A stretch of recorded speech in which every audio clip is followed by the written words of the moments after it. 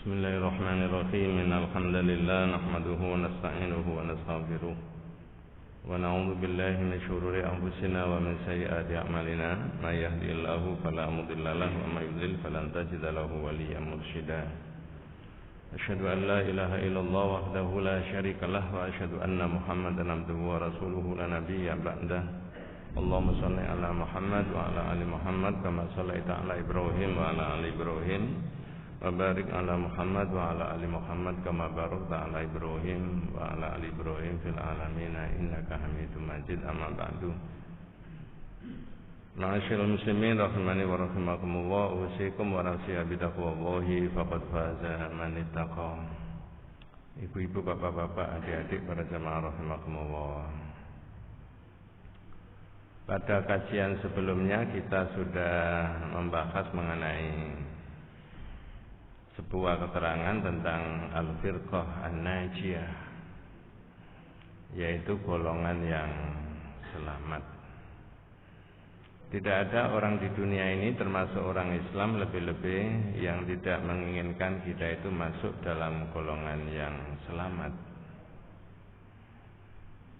Oh, kalau begitu ada golongan yang tidak selamat. Iya.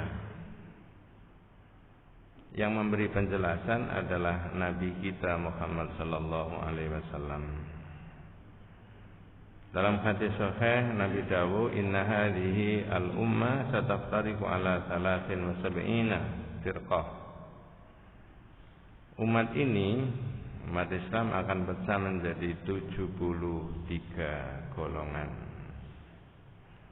Tintani wa sab'una finnar, yang 72 itu masuk neraka, wa wahidatun fil jannah, dan satu golongan masuk surga. Lalu kita kombinasikan dengan keterangan-keterangan yang lain. Siapa yang satu golongan itu? Kita tidak boleh menuding-nuding orang lain yang 72 itu tadi.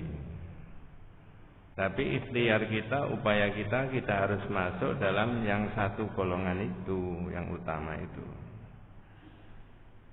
Nah, dalam riwayat yang lain Nabi mengatakan kulluhum finnar illa millah wahida ma'ana alaihi wa ashabi. Semuanya itu di neraka, yang 72 tadi, kecuali orang yang mengikuti aku, kata Nabi, dan para sahabat. Oh, kalau begitu beragama itu yang paling rajih mengikuti Nabi dan para sahabat. Jawabannya iya.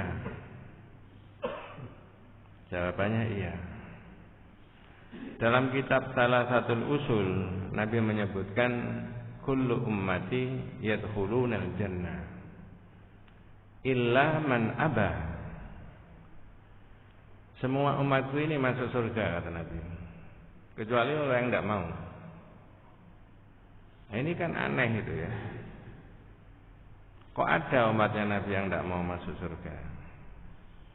Lalu sahabat tanya, "Waman aba ya Rasulullah?" Loh, Nabi, yang nggak mau itu siapa? "Man ata'ani fil jannah wa man asani faqad aba."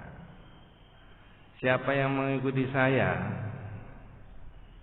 orang itu masuk surga. Dan siapa yang durhaka sama saya, itulah orang yang tidak mau masuk surga. Jadi agama itu adalah dasarnya apa yang diterangkan oleh Nabi. Apa yang diterangkan Nabi dan diamalkan Nabi saat itu adalah agama, yaitu agama. Yang tidak, Pak Ustadz, yang tidak ya tidak. Karena agama itu akidah maupun ibadah, tidak boleh orang memodifikasi menurut kehendaknya orang itu. Nah, sekarang saya akan bacakan, mudah-mudahan tuntas. Tapi kalau dibaca saja ya 10 menit selesai, Pak. Ya. Apa yang akan dibacakan? Minhaj al-Firqah An-Najiyah. Apa maksudnya yang akan dibacakan Minhaj Firqatul Najiyah dari ini? Jalan yang ditempuh oleh orang itu supaya orang itu bisa selamat. Nah, Oh, kalau begitu yang mengikuti ini dan tidak ngantuk nanti selamat Pak Ustaz. Ya ukurannya bukan ngantuk dan tidak ngantuk. Ukurannya yang mengikuti ini gitu. Ngantuk dan tidak ngantuk itu bahasa saya sendiri, itu karangan saya sendiri itu ya. Gitu ya. Nah, kemudian al-firq semua dari 12 indikator kalau pakai bahasanya mahasiswa itu ya. 12 ciri indikator tadi semua dimulai dengan firqatun najiyah, firqatun najiyah, firqatun najiyah. Yang selamat begini, yang selamat begini. Nah, sebenarnya ini belum waktunya, Pak. Belum waktunya maksudnya kalau kajian yang subuh keempat itu mestinya menghabiskan kitab yang lama. Nggih. Cuma ini kan edisi spesial gitu loh, Ramadan ya. Di pikiran saya kepengen ini saya jelangkan dulu supaya kita berpedoman pada itu.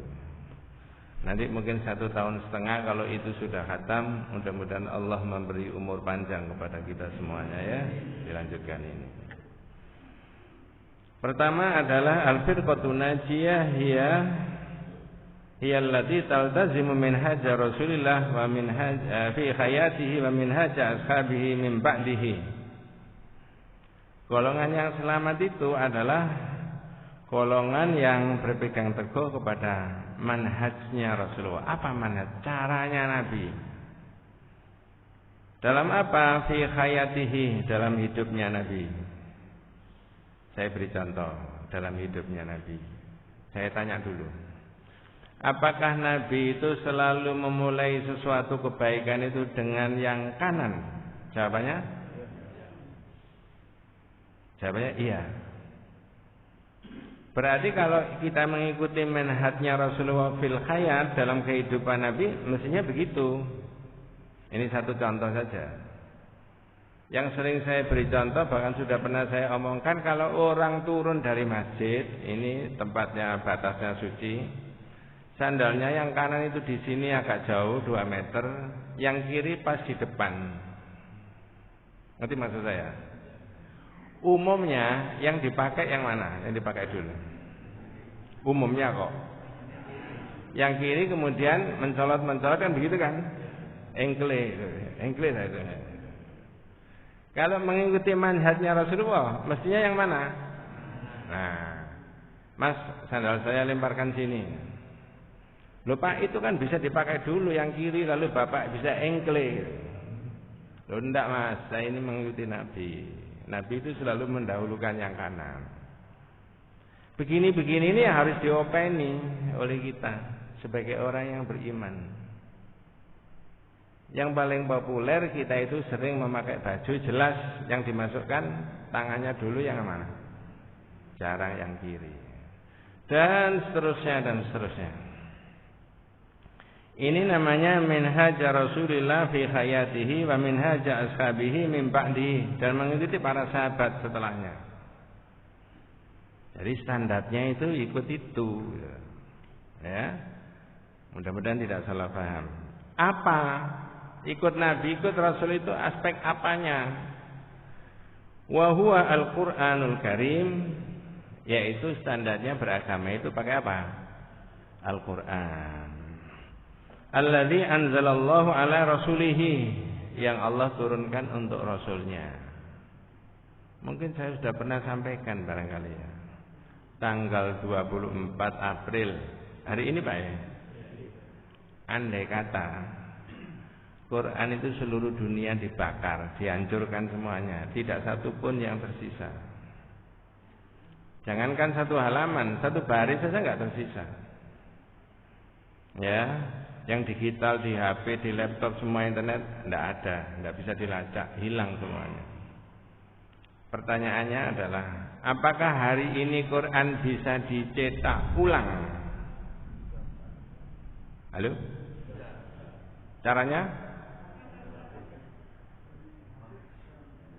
Yang hafal-hafal itu diapakan Pak? Panggil semuanya. Puluhan, ratusan, apa ribuan, apa jutaan seluruh dunia yang hafal Quran.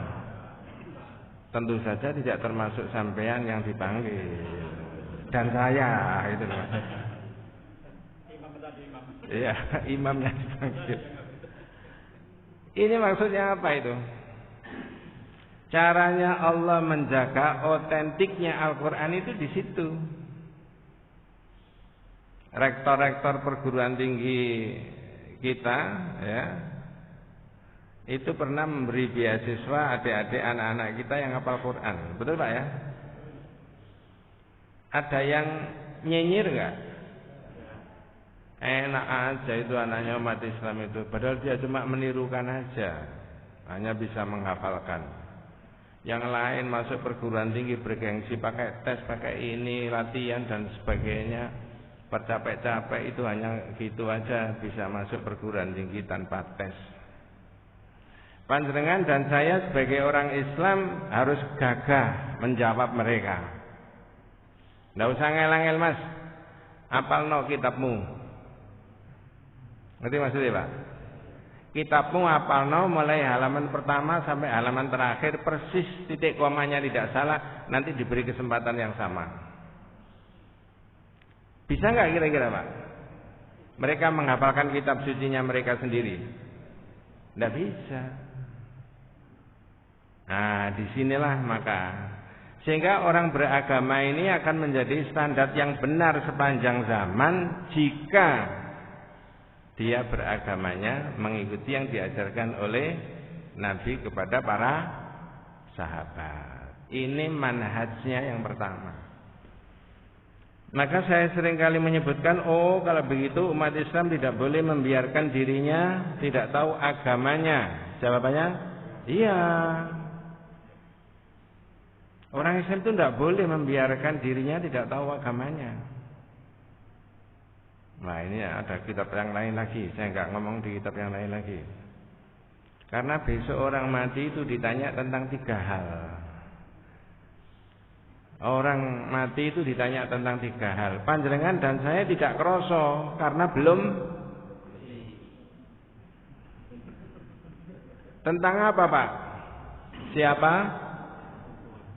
Tuhanmu. 2, siapa? Nabimu. 3, apa? Oh Pak Ustaz, dihafal noy beres. Oh enggak begitu. Itu dalam kitab yang lain disebutkan ma'rifatullah, ma'rifatu nabiyhi, ma'rifatu dinil Islam bil adillah. Harus mengerti tentang siapa Allah.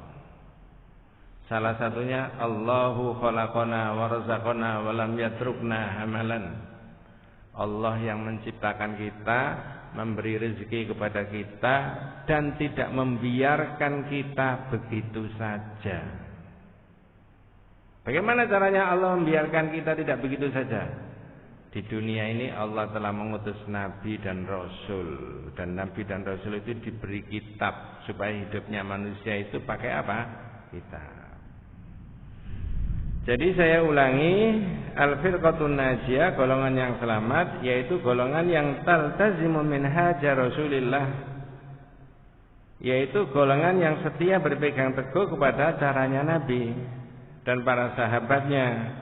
Wa huwal Qur'anul Karim, yaitu Al-Qur'anul Karim alladzi anzalallahu ala rasulihi, yang diturunkan oleh Allah kepada rasulnya, wa bayyanahu li sahabatihi, dan diterangkan kepada para sahabatnya, fi ahadithihi as-sahihah, dalam hadis-hadisnya yang sahih. Karena Nabi itu sumber hukum, Pak. Setiap dawuhnya Nabi ini jadi hukum. Oh, Nabi pernah begini. Iya tak? Ya, dilaksanakan. Jadi untuk memproduk hukum itu tidak perlu sidang bertele-tele. Orang sekarang kan sidang, ketentuan undang-undang ini deh. Nabi cukup dawuh saja. Ya, kalau kita ini bukan. Makanya dulu saya sebutkan, istrinya Rasulullah itu boleh cerita-cerita tentang pribadinya Nabi. Halo? Contohnya apa, Bu? Ramadan, Aisyah. Dirangkul sama Nabi, diapakan Mas? Dicium. Besoknya Aisyah cerita. Ayo, istrinya sampean boleh Pak cerita-cerita? Enggak boleh. Kalau istrinya Nabi boleh, karena nabinya sumber apa? Hukum. Sehingga sosialisasinya pakai itu. Lah istrinya sampean semuanya enggak boleh cerita-cerita karena sampean bukan sumber hukum. Jangan diteruskan. Sumber apa? Wa amarul muslimin, lalu Nabi memerintahkan umat Islam bitamassuki bihima, supaya hidup itu berpegang teguh pada itu tadi. Apa itu? Yaitu Al-Qur'an. Taraktu fikum syai'aini lan tadillu ba'dahuma. Kata Nabi, saya tinggalkan dua perkara. Dengan dua perkara kalau kamu berpegang teguh itu tidak akan tersesat. Apa dua perkara tadi, Pak? Yaitu Quran dan hadis. Mudah-mudahan besok anak cucu kita, cicit kita menangi atau tidak, ada yang Allah jadikan memahami Al-Quran dan apa? Hadis. Coba tak selipkan dulu. Mestinya Pak, teori pendidikan menurut Islam, anak itu jangan diajari fisika, kimia, biologi, sosiologi, antropologi, tata negara, hukum ini, hukum itu dan sebagainya. Ajari dulu Quran. Loh, itu gimana Pak Ustadz? Nanti unasnya. Nah itu makanya nanti menyusul. Tapi ngerubah ini kan nggak gampang. Sistem pendidikan ini kan tidak gampang, gitu loh. Coba saya cek, bukan saya tes. Silakan dijawab, betul apa tidak? Quran itu bukan buku ilmiah, tapi di atas Al-Quran bisa dikembangkan teori-teori ilmu pengetahuan. Benar apa tidak? Apa tadi Pak? Loh, jangan benar toh. Apa tadi? Quran itu bukan buku ilmiah, tapi di atas Quran bisa dikembangkan teori-teori ilmu pengetahuan. Betul? Contohnya? Wes, kalau yang dari contoh kesuwen, saya saja, nanti nggak mari-mari. Ini panjang Pak, tapi saya potong aja untuk meyakinkan kita. Mengapa Nabi menjelaskan saya tinggalkan kepadamu dua perkara, Quran dan hadis, dan dijamin kamu tidak akan tersesat. Lalu saya larikan ke situ tadi. Quran itu bukan buku ilmiah, tapi di atas Quran bisa dikembangkan teori-teori ilmu pengetahuan. Tak kasih contoh. Apakah di dalam Al-Quran itu ada keterangan tentang proses kejadian manusia di dalam rahim? Ada. Salah satunya, yakhluqukum fi butuni ummahatikum khalqam min ba'di khalqin fi dhulumatin thalath. Allah yang menciptakan kalian di dalam perut ibu kalian dalam satu bentuk kejadian berubah menjadi bentuk kejadian yang lain dalam tiga kegelapan. Sudah pernah saya omongkan di sini. Disitulah ada seorang yang tidak beragama Islam, kebangsaan Perancis, tapi profesinya dokter obgyn, mikir dia bukan agama Islam. Loh, Quran ini kok bilang gini? Padahal Quran ini diterima oleh Muhammad kapan?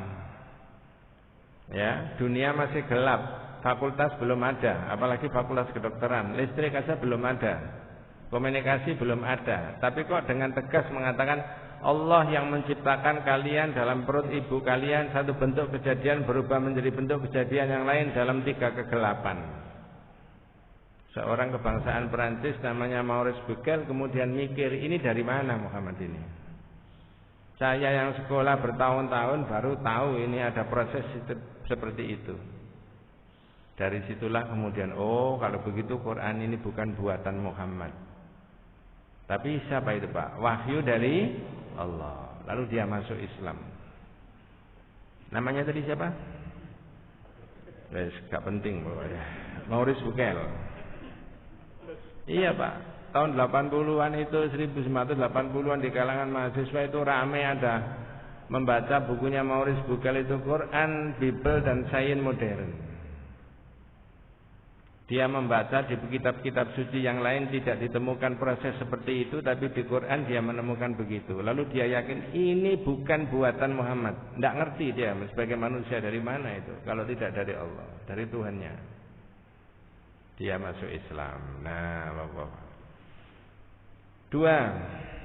Dua dari mana? Dari Jalan yang ditempuh supaya orang itu mengikuti jalan yang benar tadi. Pertama tadi mengikuti manhajnya Nabi. Berpegang teguh kepada manhajnya Nabi, kepada hidupnya Nabi, cara hidupnya Nabi. Yang kedua, al-firqatun najiyah ta'udu ila kalamillah wa kalami Rasulillah wa kalami Rasulillah khina al-iltiza. Golongan yang selamat itu ya. Yang kedua, yaitu dia mau kembali kepada dawuhnya Allah, dawuhnya Rasulullah ketika terjadi perbedaan pendapat. Tak tanya, apa tadi Pak? Yang kedua, golongan yang selamat itu bersedia kembali kepada dawuhnya Allah, dawuhnya Rasulullah ketika terjadi perbedaan. Apakah perbedaan pendapat mengenai konstruksi bangunan? Apakah perbedaan pendapat tentang proses caranya masak tertentu? Kalau caranya konstruksi bangunan, caranya masak, caranya membuat transportasi mobil, itu urusan Nabi apa bukan? Bukan. Berarti harus berjiwa besar ketika terjadi perbedaan pendapat tentang urusan apa? Agama. Supaya agama itu standarnya sama, tidak selegende.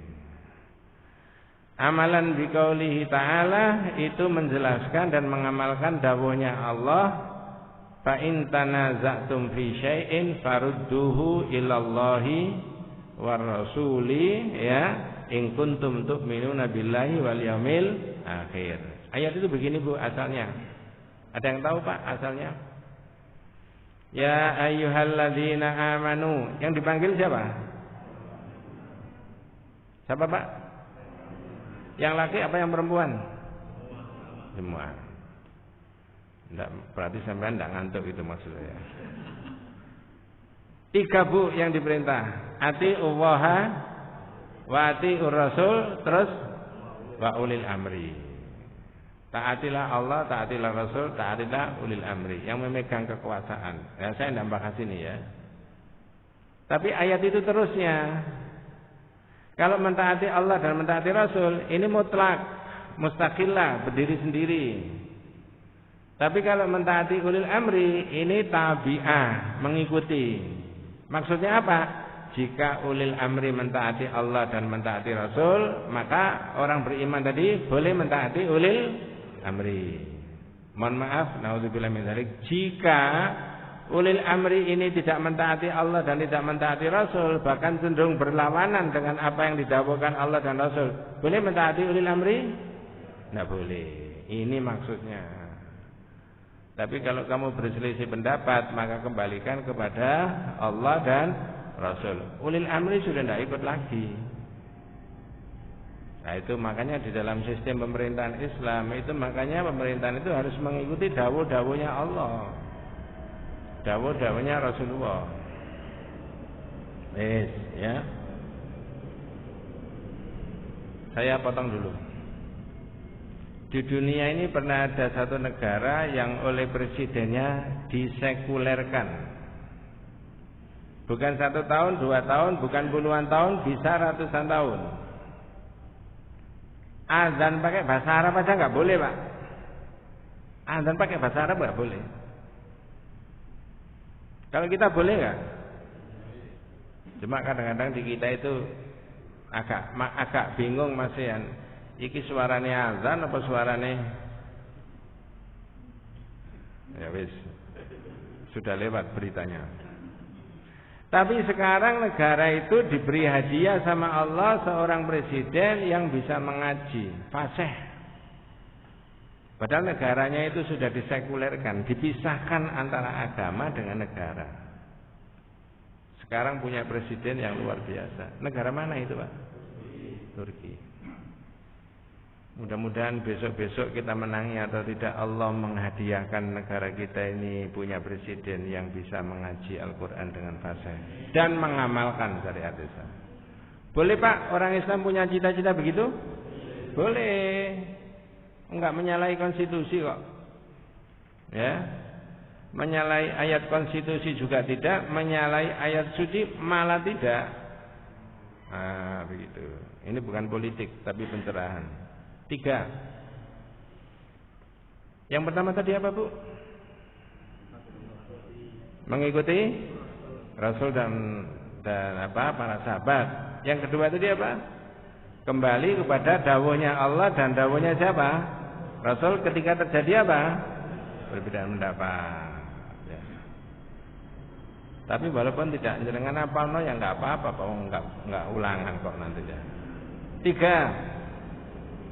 Al-firqatun najiyah la tuqaddimu kalama ahadin ala kalamillahi wa rasulihi. Kalau mau jadi orang yang selamat, jangan mendahului dawuhnya Allah dan dawuhnya Rasulullah. Saya ulangi, jangan mendahului dawuhnya siapa? Allah dan Rasulullah. Dalam masalah apa? Dalam masalah agama. Coba saya tanya. Lebih afdol mana kita mengikuti Nabi sama mengikuti Abu Bakar? Nabi, lebih rojeh mengikuti Nabi. Maka Ibnu Umar mengatakan apa? Ya, yusiku an tanzila alaikum hijaratan minas sama. Aqulu qala Rasulullah sallallahu alaihi wasallam wa taquluna qala Abu Bakar wa Umar. Saya khawatir sampean semuanya, kata Ibnu Umar ya, kata Ibnu Abbas ya. Saya khawatir Anda semuanya akan dijatuhi batu dari langit. Jadi sahabatnya Nabi itu pernah mengkhawatirkan, saya khawatir sampean itu dijatuhi batu dari langit. Mengapa? Wong saya dawuh kata Rasulullah begini, kamu bantah kata Abu Bakar begini. Mestinya yang didahulukan kata siapa? Rasul. Kalau pakai cara Jawa, loh Mas, jari Nabi ku ngene. Enggak, jari Abu Bakar ngene kok. Berarti yang didahulukan kata siapa? Rasul. Jangan dibantah kata Abu Bakar. Sebenarnya kalau kita ingin mau jujur, Pak Ustadz, Pak Kiai, para imam mustahid dan sebagainya yang kita hormati itu, kita muliakan, itu hanya meneruskan dawuh-dawuhnya Rasul saja. Dia tidak berhak untuk memproduk hukum baru. Menggali boleh, menciptakan sesuatu yang baru berlawanan dengan apa yang diterangkan oleh Nabi dan para sahabat tidak boleh.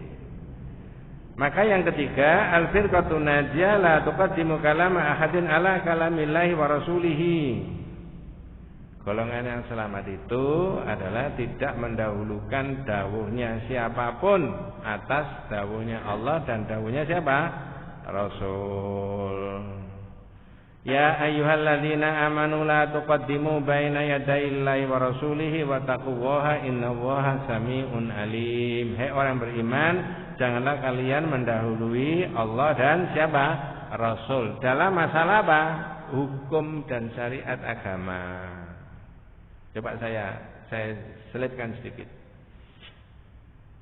Pak, hukum agama itu ada 4 ya atau 5. 1, hukum dalam masalah akidah. 2, hukum dalam masalah ibadah. 3, hukum dalam masalah pergaulan. Contohnya pergaulan yang paling gampang dan semuanya orang mengalami.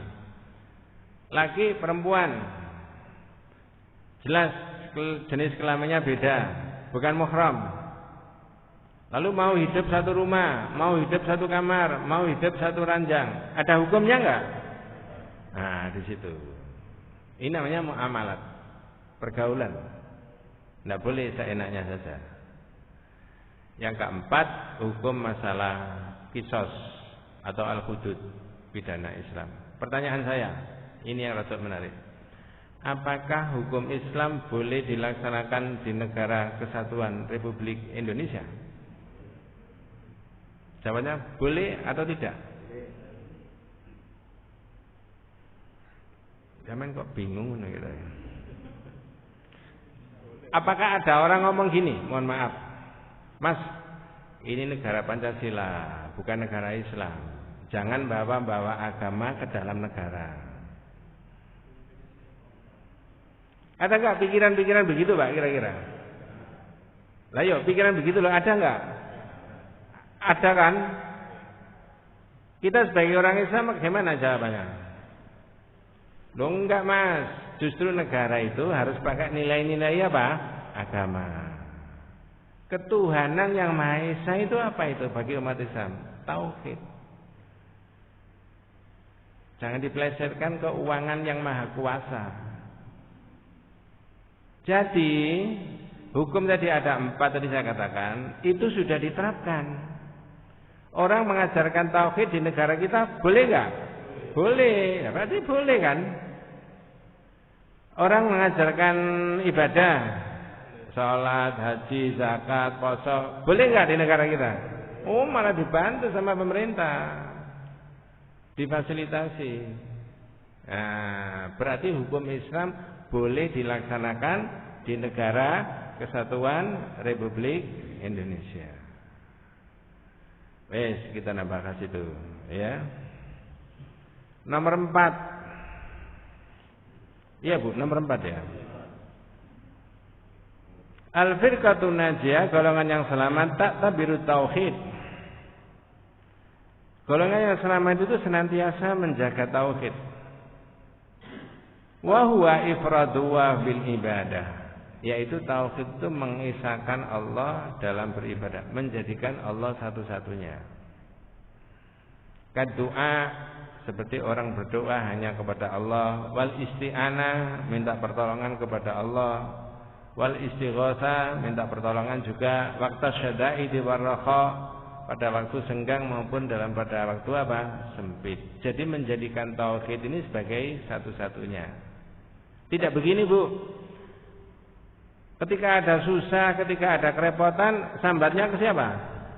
Allah. Ketika tidak ada hujan, orang disunahkan mengikuti Nabi, salat apa? Para jamaah semuanya, masyarakat Islam berdoa kepada Allah satu-satunya menurut cara yang diajarkan oleh Nabi, yaitu salat istikharah. Istikharah apa? Istisqa. Berarti sampean belum ngantuk Pak ya. Lalu orang salat istiqomah semuanya memohon kepada Allah agar Allah berkenan menurunkan apa? Hujan. Boleh Pak ya? Ketika hujan terus berhari-hari, padahal ini mau ada manten, padahal ini mau ada balapan sepeda motor. Yang dipanggil siapa? Ini konangan Pak. Mengapa ketika mohon kepada Allah supaya Allah menurunkan hujan itu, kemudian orang sholat istisqa, tapi ketika hujan deras orang ini mau punya hajat, ada balapan kambing, misalkan begitu ya, yang diminta tolong menghentikan hujan siapa Pak? Loh, ini menyalahi tauhid itu tadi. Ini benar Pak. Itu namanya tidak taktabirut tauhid, tidak menjaga kemurnian tauhid. Coba saya selipkan sedikit. Waktunya tinggal 10 menit. Kalau sampai 5:30. Tapi sampai jam berapa, Bu? Jenengan paling pulang ke rumah kan tidur di sini. Paling tidur, betul Pak ya? Enak mana tidur sama mendengarkan pengajian? Enaknya enak tidur. Saya kan tanya enaknya loh. Ya. Saya selipkan. Bu, orang itu ya, ini agak beda tapi ada hubungannya dengan memelihara tauhid. Yang keempat itu golongan yang selamat memelihara tauhid. Artinya menjadikan Allah satu-satunya dalam berbagai keadaan orang itu. Saya pakai bahasa sederhana saja, ya. Saya selipkan. Orang itu ya, saya siapapun lah, pokoknya manusia.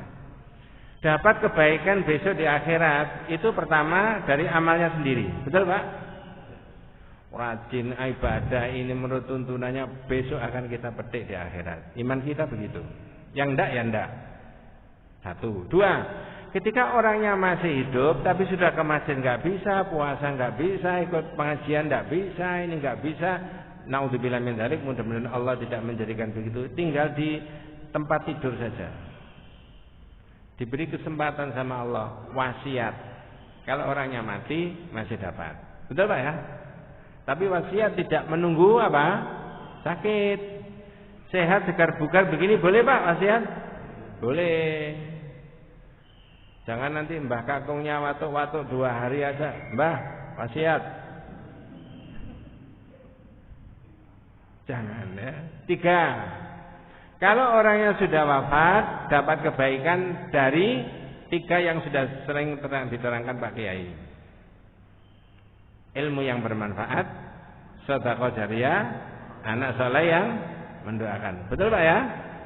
Mudah-mudahan putranya panjenengan anak saya dijadikan yang saleh-salihah oleh Allah Subhanahu wa taala. Kekayaan dunia akhirat. Terakhir manusia sudah selesai, mati semuanya, tidak ada yang hidup, dunianya sudah selesai, tidak ada kehidupan ini, dapat syafaatnya dari Nabi. Itu pun, nah ini yang penting maksud saya. Itu pun orang itu dapat syafaatnya Nabi kalau orang itu mati tidak membawa dosa syirik. Oh Pak Ustadz, berarti tauhid itu penting. Betul, jangan salah paham, bukan karena saya ngajar, enggak. Nabi pernah dawuh begini, likulli nabiyyin da'watun mustajabah. Kapan hari sudah saya terangkan. Tiap-tiap nabi itu Mas diberi doa yang sangat amat istimewa.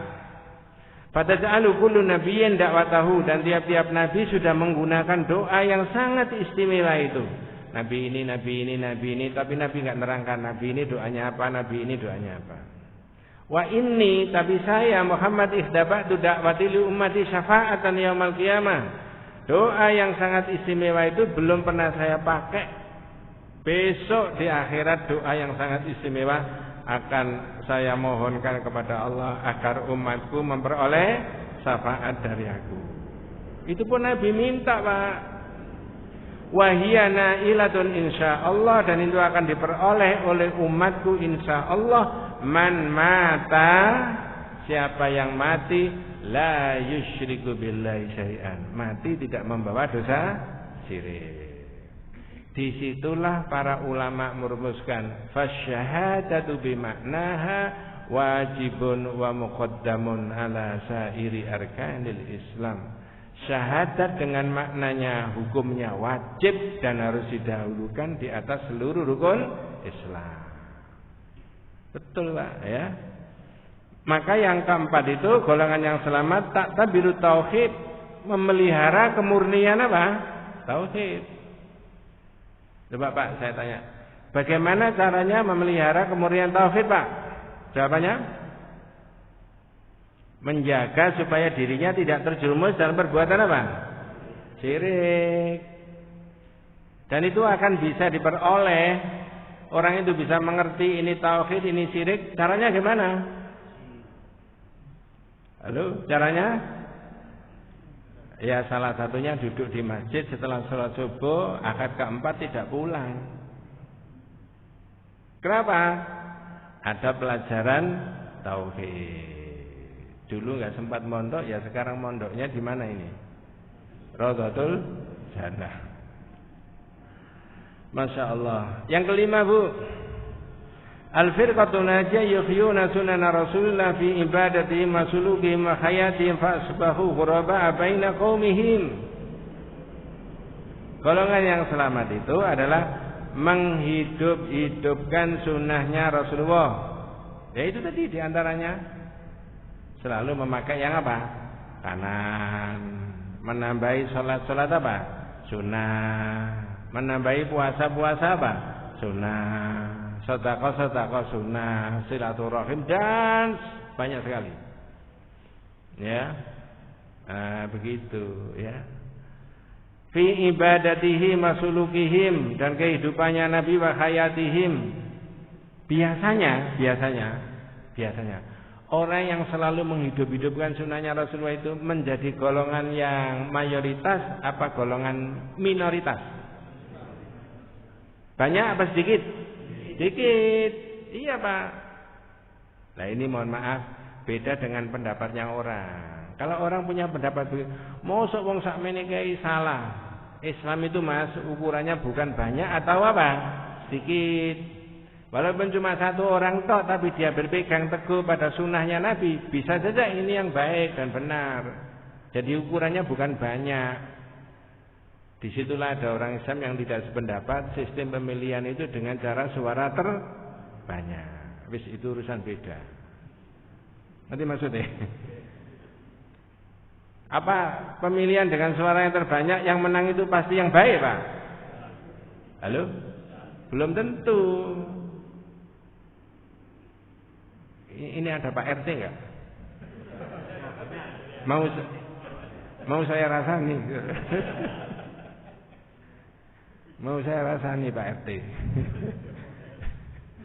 Kalau ada orangnya enggak jadi. Maksud saya begini, pilihan apa saja yang milih itu 1000 calon pemilih. Yang dipilih A sama B. A ini orang baik, orang soleh, orang ikhlas, misalkan ya begitu ya, ibadahnya, akidahnya. Yang B ini enggak baik, yang kadang sholat, kadang enggak, misalkan begitu. Lalu 600 orang dari 1000 tadi bersekongkol milih yang B. Begitu dihitung benar, yang B dapat suara 600, yang A 400. Yang menang mana? Yang B. Itu menurut Islam benar nggak milih pemimpin yang model kayak begini tadi? Nggak pokro? Salah. Nah, itu loh makanya tidak semuanya sistem dengan pemilihan mayoritas ini benar gitu loh Pak. Nanti maksud saya? Itu ada di kitab tauhid yang lain Pak, pikiran itu Pak. Judulnya Syarhu Masailil Jahiliyah. Keterangan pikiran-pikiran jahiliyah yang ditentang oleh Nabi. Ya cara begitu itu. Makanya kapan hari saya ngomong, mudah-mudahan Allah memberikan kekuatan kepada kita. Kita ini mempelajari kitab-kitab tauhid. Rasanya umurnya ini habis, kitabnya belum habis. Betul Pak. Ya, saking banyaknya ilmunya Allah, ya. Balik ke sini. Yang kelima adalah yuhyuna sunana Rasulillah, menghidup-hidupkan sunahnya Nabi fi ibadatihim, dalam ibadahnya, ya. Wa sulukihim, dan perilakunya, wa hayatihim, dan kehidupan Nabi. Orang begini fa asbahu ghuraba, orang itu jadi asing, aneh baina qaumihim. Di antara masyarakat itu orang ini aneh wong itu. Kabeh ini dia sendiri yang enggak. Kalau dia sendiri yang enggak, tapi dia yang mengikuti sunnah Nabi, ya enggak apa-apa. Itulah maksudnya. Ada hadis, innal Islam bada'a ghoriban wa sayaudu ghoriban kama bada'a fatuba lil ghuraba. Ya. Islam itu dulu asing. Asing itu maksudnya tidak banyak. Dibawa oleh Nabi itu kan sendirian, Pak ya. Dan besok kata Nabi akan kembali menjadi apa? Asing, yang memegang teguh Islam itu. Tapi beruntunglah orang yang asing itu. Orang yang asing bagaimana? Alladzina yuslikhuna idza fasadan nas, yaitu orang yang masih tetap eksis baik di tengah-tengah masyarakat yang tidak baik. Pertanyaannya, ini alarm wabillahi taufik wal hidayah atau bagaimana? Belum ya? Jangan-jangan jenengan itu melihat Pak Ustadz sudah kelihatannya 2 itu. Ustadznya loro siji. Ada enggak kira-kira ngaji 10 menit melihat Pak Ustadz itu kelihatannya 2 Pak Ustadz itu? 6. Al-firqatun najiyah la tata'assabu illa li kalamillahi wa kalami rasul al-ma'sum alladzi la yantiqu 'anil hawa. Masyaallah, ini luar biasa Pak. Nomor 6. Orang yang menjadi golongan yang selamat, yang disebut 1 di antara 73 tadi Pak ya. Salah satunya cirinya adalah tidak fanatik.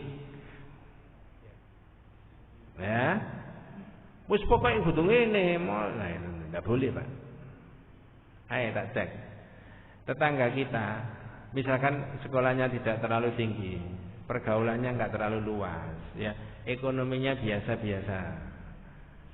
Tapi tetangga sebelahnya itu orang yang bergengsi, zahir dunianya. Lalu tetangga orang yang tidak seberapa bagus sekolahnya ngomong benar. Boleh kita dengarkan Pak? Boleh toh? Tapi ada enggak orang ngomong, "Apa pangkate kon atik nuturi aku barangnya?" Ada enggak begitu? Ada. Orangnya ikut ngaji enggak ini? Oh, sudah pulang. Enggak boleh Bu. Maka jangan fanatik. Ini pesannya kitab ini nggak boleh. Orang fanatik itu walaupun ada orang lain ngomong benar, tapi orang yang ngomong benar itu bukan golongannya, bukan madhabnya, bukan partainya, pasti ditolak. Karena fanatik. Ngerti maksud saya? Pasti ditolak. Coba enaknya orang Islam itu. Oh, kalau begitu umat Islam itu harus terbuka, Pak Ustaz. Iya, terbuka. Mengikuti yang baik dan benar, bisa diuji kok. Begitu loh. Jadi bukan semua organisasi ini dilebur jadi satu, mazhab dilebur jadi satu, enggak. Boleh silakan. Tapi saling tukar menukar ilmu, mana yang lebih kredibel, mana yang lebih rojeh, itu yang kita pakai. Walaupun yang lebih kredibel, lebih rojeh, lebih sahih, itu bukan dari kita. Saya tanya, ini pertanyaannya rada menukik. Kalau ada iblis ngomong benar bisa didengarkan, Pak? Halo? Iblis loh ya.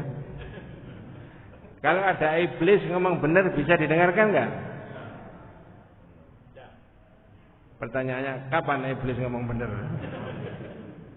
Nanti di bagian akhir dari kitab itu ada judul La taruddul haqqa walau kana minasyaiton. Jangan menolak barang yang benar walaupun dari setan. Ada Pak keterangannya. Enak umat Islam itu. Ini pikiran tauhid itu begitu. Lah kalau tidak pikiran tauhid, tidak begitu. Orang fanatik luar biasa. Mohon maaf saya bukan orang partai ya. Tapi seringkali saya sebutkan kalau ada partai besar, tapi punya calon apa saja lah, wali kota, bupati, presiden, gubernur, tapi nggak seberapa bagus, cuma partainya besar. Ini naudzubillah bukan siapa-siapa ya. Tapi ada partai kecil ya yang punya calon bagus. Apakah partai besar itu bisa ngomong gini, Mas, calonmu itu bagus luar biasa. Bagaimana supaya daerah kita, negara kita ini jadi bagus? Tak dukung aja supaya mereka jadi.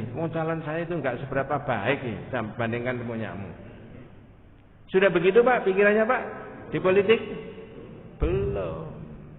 Berarti di otaknya para politisi itu belum masuk pikiran kayak begini.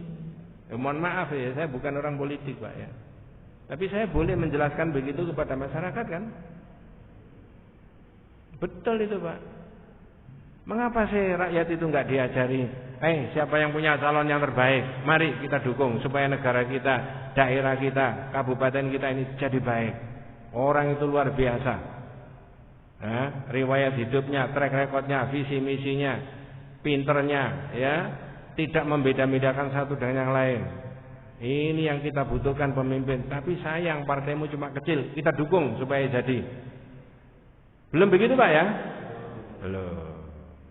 Nanti kalau para politisi itu di pikirannya sudah ada pikiran tauhid, begitu nantinya. Kapan? Kapan-kapan. Iya Pak, serius ini loh. Tauhid itu bukan miliknya di masjid, miliknya banyak orang juga Pak. Maka golongan yang selamat yang nomor 7, la tata'assubu illa li kalamillah wa kalami Rasulullah al-maksum alladzi la yantiqu 'anil hawa. Tidak fanatik kepada dawuhnya siapa saja kecuali kepada dawuhnya Allah dan dawuhnya Rasulullah. Yang Nabi itu kalau berkata itu maksum, tidak berdasarkan nafsunya. Ngerti maksud saya? Tapi dawuhnya Rasulullah betul-betul dibimbing dari mana? Wahyu. Orang zaman sekarang posisinya di mana saja, kadang-kadang dawuhnya, ucapannya, pernyataannya, press release-nya itu kadang-kadang kepengin sesuatu, diberi ada motivasi ya. Sampeyan ngomong ngene, engko lak oleh ngono. Ngerti maksudnya? Kalau ndak begitu dirubah. Sampeyan ngomong ngono, nanti lak oleh ngene. Itu ada motivasi, ngomongnya itu ada motivasi. Supaya dapat ini, supaya dapat ini. Tapi kalau Nabi enggak.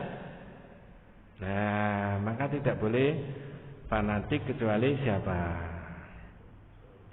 Imam Malik mengatakan qala al-Imam Malik, sebelum itu Pak ya. Amma ghairuhu minal basar mahman ala terbaduhu faqad yukhti. Adapun manusia biasa. Saya dan panjenengan ini manusia biasa apa manusia luar biasa? Biasa toh? Biasa di luar. Bukan luar biasa. Nun sewu, orang yang punya jabatan itu orang biasa enggak? Kalau kata kitab ini, adapun orang biasa, bukan nabi, bukan rasul, itu kadang-kadang salah, kadang-kadang apa? Benar. Dalam hadis, kullu bani Adam khata'. Tiap-tiap anak Adam itu bisa apa? Salah. Halo? Isratul lemes ini. Tiap-tiap anak Adam itu bisa. Berarti Nabi bisa salah enggak? Bisa. Bedanya kalau Nabi salah diapakan sama Allah, Pak? Tegur langsung. Kalau Nabi salah ditegur. Sehingga sampai akhir hayatnya di dalam hal menerangkan agama atau dunia, Nabi itu tidak salah. Karena ketika Nabi salah diapakan? Ditegur. Ada masih ingat dalam peristiwa apa, Pak? Satu, Nabi sedang berdiskusi dengan tokoh-tokoh orang kafir, tiba-tiba ada orang yang dalam keadaan apa? Buta, datang. Direken enggak sama Nabi? Enggak. Ditegur enggak sama Allah? Tegur. Pakai ayat enggak? Apa ayatnya? Jangan kul huwa ahad, Pak. Abasa. Nah, kalau Nabi ditegur, Pak. Yang enggak ditegur itu kita itu loh. Ya, maka tidak boleh fanatik tadi. Karena setiap manusia bisa salah. Dua, dalam peristiwa apa Nabi ditegur oleh Allah, Pak? Pakai ayat.